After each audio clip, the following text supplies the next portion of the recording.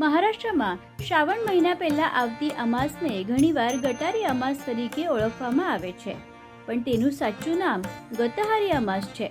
ગતહારી શબ્દ ગત એટલે ગયેલું, ત્યાગેલું અને આહાર એમ બે શબ્દો પરથી આવ્યું છે, જેનો અર્થ ત્યાગેલો આહાર થાય છે. સમય જતા અપભ્રંશ થઈને તે ગટારી બની ગઈ. ગતહારી અમાસ ઉજવવા પાછળ એક મહત્વનું કારણ છે.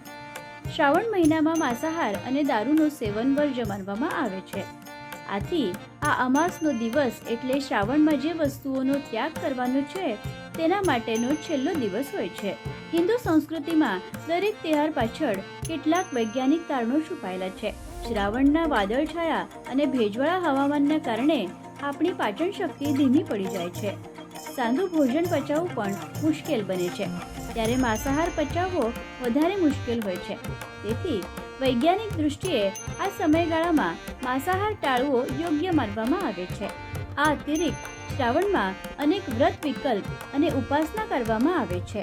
આ સમય મન શુદ્ધ અને સાત્વિક રહે તે માટે પણ માંસાહાર વર્જ્ય માનવામાં આવે છે.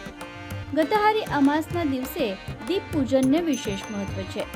શ્રાવણ મહિનામાં આવતા તહેવારો અને વ્રત વિકલ્પને ધ્યાનમાં રાખીને આ દિવસે ઘરના દીવાની પૂજા કરવામાં આવે છે. એવી માન્યતા છે કે દીવાના પ્રકાશથી જીવનનો અંધકાર દૂર થાય છે.